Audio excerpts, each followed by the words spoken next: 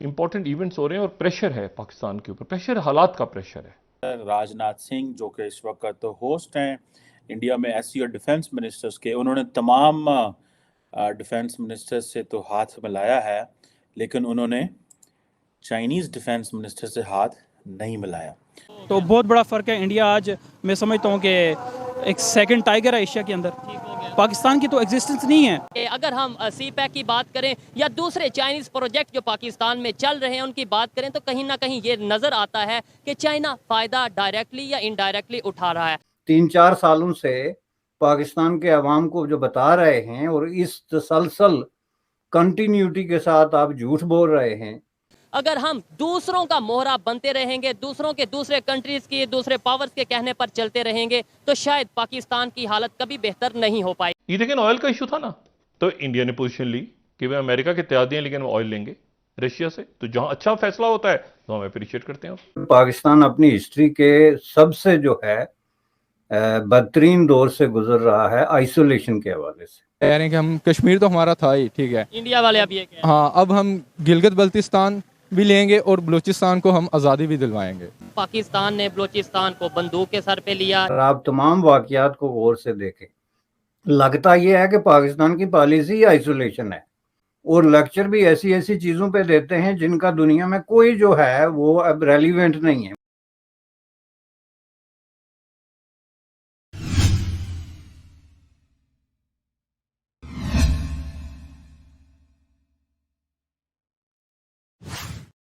नमस्कार दोस्तों, the India movement में आपका स्वागत है। जैसा कि आप जानते हैं कि भारत में एसीओ की बैठक चल रही है।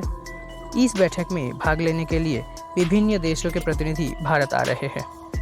एसीओ के रक्षा मंत्रियों की बैठक में राजनाथ सिंह ने सभी प्रतिनिधियों का गर्मजोशी से स्वागत किया, लेकिन चीनी प्रतिनिधि से हाथ तक नहीं मिलाया, जो पाकिस्तानी मीडिया में काफ़ी चर्चा का विषय बना हुआ है। वीडियो में ये भी देखें कि पाकिस्तान के लोग भी चीन के विस्तारवादी मानसिकता के बारे में जागरूक हो रहे हैं। वीडियो का अंत तक देखें और इस तरह के अपडेट पाने के लिए चैनल को सब्सक्राइब करें। इंपॉर्टेंट इवेंट्स हो रहे हैं और प्रेशर है पाकिस्तान के ऊपर, प्रेशर हालात का प्रेशर है।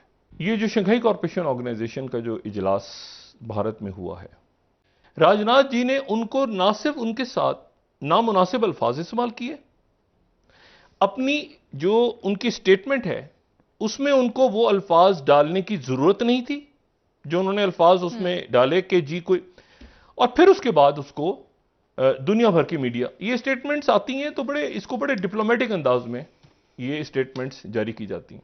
राइटर्स कह रहा है 9th slide, India tells China peace needed on border for better times. अच्छा, चाइना आया है भाई आपसे आपके पास बात करने, आप उनकी ऑर्गेनाइजेशन है, आपने स्टेटमेंट दी तो उसमें जनाब पीस नीडेड टू बॉर्डर, इन्होंने बहुत गलत डिप्लोमेटिक लैंग्वेज यूज की है। इंडिया को ये लैंग्वेज यूज नहीं करनी चाहिए।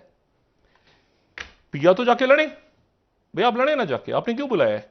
आप लड़ें, जंग लड़ें चाइना के साथ। मैं कोई यहां प्रोवोक नहीं कर रहा, ये जो प्रोवोक का लफ्ज है ये ग्लोबल टाइम्स ने यूज किया है। इतनी खौफनाक वाकयात हैं कि मैं हैरान हूं कि ये इंडिया क्या कर रहा है इस वक्त।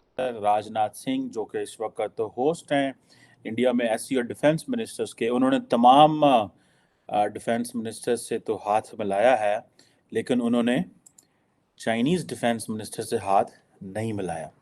इंडिया ने कैसे चाइना को स्नब किया है? राजनाथ सिंह ने जो चाइनीज़ डिफेंस मिनिस्टर थे उनसे जो बात हुई, जो इंडियंस हैं वो तो ये कहते हैं जनाब कि आप लोगों ने बेसिकली सारा क्राइसिस पैदा कर दिया। क्राइसिस ये पैदा कर दिया है कि जो दोनों मुल्कों की जो रिलेशनशिप थी वो डैमेज हुई है बिकॉज चाइनीज़ ने जो वायलेशंस की हैं उसकी वजह से ट्रांसपेरेंसी ख़त्म हो गई है और जो बायलैटरल रिलेशंस की जो स्पिरिट थी वो ख़त्म हो गई। एक जो सेंटेंस उन्होंने बोला है, ट्रैंक्विलिटी एट द बॉर्डर्स, यानी कि उन्होंने कहा जी कि हमें ट्रैंक्विलिटी चाहिए एट द बॉर्डर्स, मींस कि सुकून होना चाहिए, अमन होना चाहिए। चाइनीज़ ये कह रहे हैं कि पाइन तुसी एक पास डिफेंस बिल्डअप कर रहे हो, हमारे दुश्मन अमेरिका के साथ करीब हो रहे हो, मिलिट्री हार्डवेयर खरीद रहे हो और हमें कहते हो कि सिर्फ बॉर्डर पे चीज़ें ठीक नहीं होंगी, ख़राब हैं।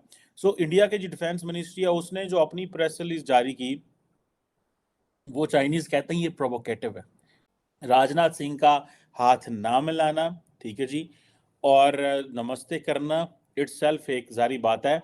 इट वाज बेसिकली स्नब किया राजनाथ सिंह ने चाइनीज डिफेंस मिनिस्टर को। इंडिया को इस चीज़ का पता है कि इस मिसट्रस्ट को जितना लंबा करेंगे उतना इंडिया को भी एडवांटेज है। जो कि चाइनीज़ ये कहते हैं कि भाई आप एट होम जो है वो पोजीशन और लेते हो और बाहर जाके आप और पोजीशन लेते हो। इस सारे एंगल से इसमें देखा जाए तो राजनाथ सिंह ने डोमेस्टिकली तो बहुत अच्छा खेला है, लेकिन चाइनीज़ के साथ मिसट्रस्ट उनका मज़ीद बढ़ गया। अब ये बात की जा रही है कि राजनाथ सिंह ने उनसे हाथ नहीं मिलाए और बाकियों से हाथ मिलाया, तो जारी बात है इंटरनली तो लोग कहेंगे ठीक है जी बड़े मेचे में रखा हुआ है, लेकिन for hurting the Chinese ego उनको एक वो सारी बात है तकलीफ चाइनीज़ को दी है उन्होंने। वहां पर दूसरे कंट्रीज के भी डिफेंस मिनिस्टर मौजूद थे। सबको इंडियन डिफेंस मिनिस्टर की तरफ से वार्म वेलकम किया गया, लेकिन चाइना के डिफेंस मिनिस्टर को ना तो शेक हैंड किया गया और उस तरीके से अप्रिशिएट, उस तरीके से वार्म वेलकम नहीं किया गया। तो बहुत बड़ा फ़र्क है। इंडिया आज मैं समझता हूँ कि एक सेकंड टाइगर है एशिया के अंदर। पाकिस्तान की तो एग्जिस्टेंस नहीं है। आप देख लें यार, पाकिस्तान इकोनॉमिकली बहुत वीक है। World is all about economy. एक ब्रिटेन प्राइम मिनिस्टर थे डेविड कैमरॉन, उन्होंने एक दफ़ा कहा था कि it is economy which is going to determine everything. तो इकोनॉमिकली जब तक पाकिस्तान स्ट्रेंथन नहीं होता है तो पाकिस्तान की कोई डिप्लोमेसी की कोई वर्थ नहीं है इंटरनेशनल वर्ल्ड में। पाकिस्तान ने पहले तो कश्मीर पे ग्राउंड लूज़ किया है, उसके बाद इन्होंने गिलगित बल्तिस्तान पे भी ग्राउंड लूज़ कर रहे हैं। अब वो पहले कह रहे थे कि ये कह रहे थे कि हमने कश्मीर लेना है, तो वो अब कह रहे हैं कि हम कश्मीर तो हमारा था ही, ठीक है इंडिया वाले अब ये कह रहे हैं। हाँ, अब हम गिलगित बल्तिस्तान भी लेंगे और बलूचिस्तान को हम आज़ादी भी दिलवाएंगे। ये अक्सर हमें बात सुनने में आती है। और बलूचिस्तान में क्या आपको क्या लगता है, क्या समझते हैं, बलूचिस्तान में भी आज़ादी की आवाज़ें उठ रही हैं? बलूचिस्तान में भी आज़ादी की आवाज़ें तो काफ़ी उठ रही हैं। अभी रिसेंटली पाकिस्तानी अवाम को तो ज़्यादा पता नहीं चलता क्योंकि इस पे उतना कंटेंट है नहीं है। मीडिया चीज़ों पे तो बात करती नहीं, मीडिया पे ये दिखाया नहीं जाता। जो बलूचिस्तान है वो इंडिया की टेरिटरी का पार्ट ही नहीं है, लेकिन बाद में जैसे पाकिस्तान बन गया तो खान साहब ने एक्सेशन का डॉक्यूमेंट साइन करवाने का कहा। पाकिस्तान ने बलूचिस्तान को बंदूक के सर पे लिया या फिर वैसे ही मतलब अपना हिस्सा बना उसका?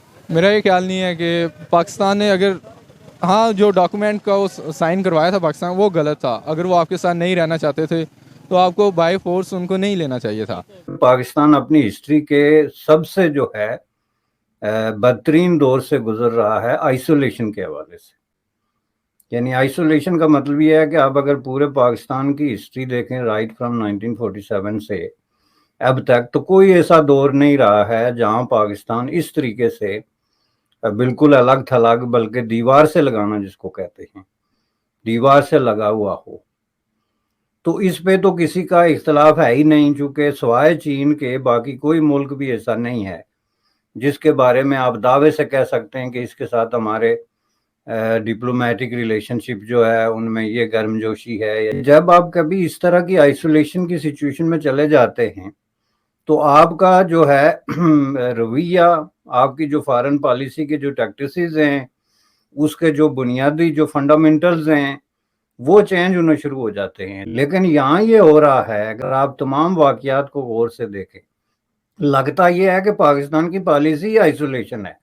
तो वो एक नए ताल्लुकात या ताल्लुकात में जो सरदमोरी है उस पे बात करने के बजाय वो लेक्चर देते हैं, और लेक्चर भी ऐसी ऐसी चीज़ों पे देते हैं जिनका दुनिया में कोई जो है वो अब रेलिवेंट नहीं है। तो इस्लामी उम्मा, इस्लामोफोबिया, मुसलमान मुल्कों के साथ ज्यादती हो रही है, हालांकि मुसलमान मुल्क जो है वो मस्त होके तेल के कुओं में नहाते हैं।